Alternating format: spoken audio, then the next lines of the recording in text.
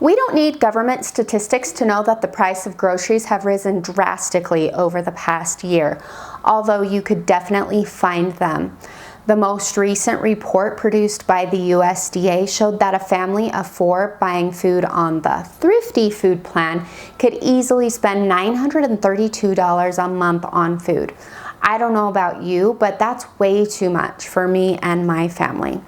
So, how do you keep the costs down and budget for groceries? That's what we're going to talk about in today's video.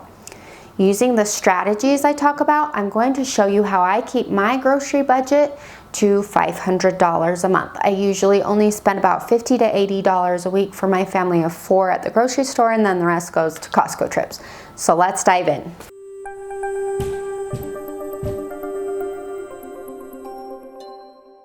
Hey there, I'm Cameron from Triggator. I'm here to help you keep track of your money, save for the future, and pay off debt fast. If that's what you need in your life right now, then hit the like and subscribe button and get notified when I put out a new video each week. So when it comes to budgeting for groceries, you first need to look at your budget as a whole. What does the rest of your budget look like? It's important to know where all of your money is going so you can see clearly what decisions you need to make for your money. So step 1 is to start with a full budget. If you need help getting started, I have a 5-day from busted to balanced budget challenge that can help you get going. Step 2 is to do a close evaluation of your grocery budget. When you have an overall picture of where your money is going, now you can focus on your grocery budget. If you're not sure exactly how much you're currently spending, go back through your bank account or credit card statements, wherever you pay for your groceries, and review your spending. Count anything that has to do with food, including eating out. Sometimes you don't feel like you're spending that much until you go back and look through your account, and it can be really eye-opening. The first time I did this with my husband, I was shocked to find out that we were spending hundreds of dollars a month just on eating out. It was good to see, so we knew that we needed to start eating at home a lot more. With your full budget in mind, think about what you can afford for groceries. Be realistic. And being realistic is a two-sided coin. Not only should you be realistic about your income and keep your spending in check, but you should also realize that food and groceries are one of your top priorities. So if you really need an extra $50 a month for groceries, where can you find that money? Are there areas of frivolous spending or things that you could live without that you could cut back on? Step 3 is to use cash. Now that you know your budget, plan to pay with cash. There's 2 ways that you can do this, and I'll explain both. The first option is to grab an envelope and write food or household or groceries or something on the back of it. When you get paid, head to an ATM or go into your bank and get the amount of cash that you will need to pay for groceries for a full pay period. If you get paid weekly, put a week's worth of cash in there. If you get paid every other week, put 2 weeks worth of money for groceries in there. The reason I recommend using cash is because it keeps your spending under control. If you run out of money, you have to stop spending. So you need to be mindful of what you're putting into your cart to make it to the end of the pay period before you can get new money. When you only have $100 in that envelope, you better believe you are not going 1 cent over that $100, or you'll have to put something back. Now, when COVID hit, a lot of stores wanted you to pay with a card or had a coin shortage that made it hard to use cash. So as an alternative, you can use a card, but be warned that using a card makes it very easy to overspend. There are actual studies that proving a card, even a debit card, can incite overspending by 20%. Grocery prices are already high and you don't need to add another 20% to your bill. So here's what I do for a cashless envelope for my grocery budget. This is option 2. I opened a bank account, a checking account, for the sole purpose of buying groceries. So I use the debit card for that bank account for groceries and nothing else goes on that card. With my employer, I split my direct deposit and I put an exact amount of money onto my card every payday. My current budget is $250, so I spend $500 a month for my family of 4. It's tight, but I can make it work and we can still eat healthy homemade meals at home. This also includes all my toiletries, cleaning supplies, and everything else for $500. And just like cash, there's no way I'm going to overspend my budget or else I will get an overdraft fee. Now here's another kicker about this card. It's a roundup card. That's the one that I use from Acorns.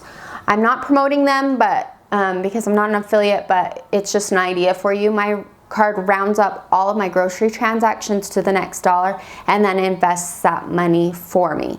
It's not the only money I invest, but these little amounts can add up. And so you can find another bank or program that offers roundup cards, and then you can add it even to your savings account. It only reduces your overall budget by a few dollars to do this, but it forces you to save a little bit more each time you shop. So step 4 is to meal plan. Now we're on to the next step, and I have a whole nother video about meal planning over here that can give you the details on saving money with meal planning. But ultimately you will save yourself stress for what to fix for dinner and the potential of eating out if you have a meal plan. You don't need to fix full 5-course meals to have a successful meal plan. Make meals that your family likes and make quick and easy meals for busy nights. You're not failing if you make grilled cheese and tomato soup for dinner.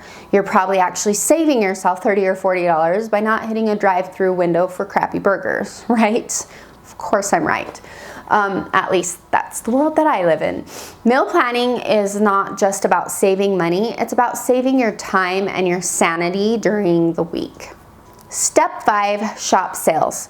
Step 5 goes hand in hand with meal planning. Shop sales and plan your meal around the sales. If chicken is on a great deal this week, what can you fix for dinner with chicken?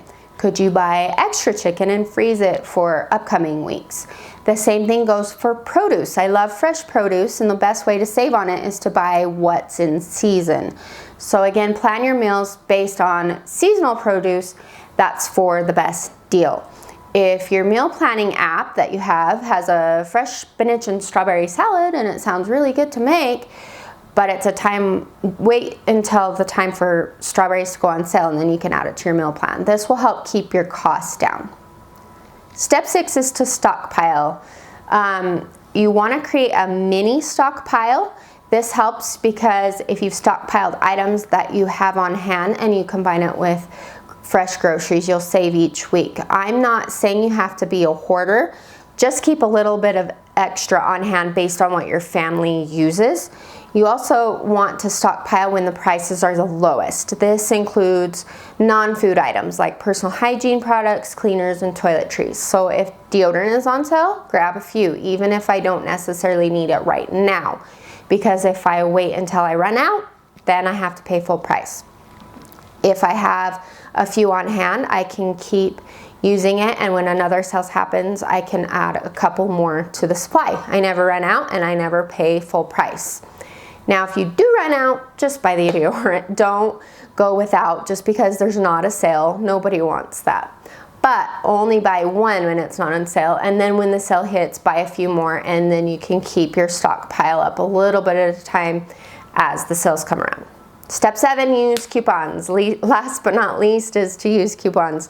Now this is the least popular strategy for saving money, but don't totally discount it. People say there's no coupons for things that they buy, but yes there are. Do you buy toothpaste? Do you buy toilet paper or laundry soap? I don't always use coupons, but when I do, it's mostly for household items. Combining a coupon with a sale drives the price even lower, and it's the lowest it can get. I didn't pay for toothpaste for years because I'd always buy it when it was on sale, and then I'd match a coupon with it, and it often made it 100% free. Several times I've bought name brand laundry soap for $1 to $2 a bottle. I'd buy the small bottles when they were on sale for $4 to $5, and then I'd have like a $3 off coupon, and it would drive the price down. Household items can really increase the cost of your grocery bill, but if you use this strategy, you'll free up a lot of money that can go towards the healthy stuff that you want, or maybe it's the junk food that you want, whatever floats your boat. Also, along with using coupons, you can use rebate apps like Ibotta. They will put cash back into an account that you can cash out.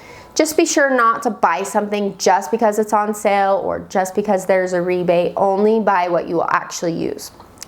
I hope you've enjoyed all of these tips for budgeting for groceries and saving money. If you found this helpful, be sure to hit the like and subscribe button so you don't miss any of my videos on budgeting, saving, and paying off debt. And don't forget, if you need help getting your budget started, take my 5-day From Busted to Balance challenge. I will see you next time.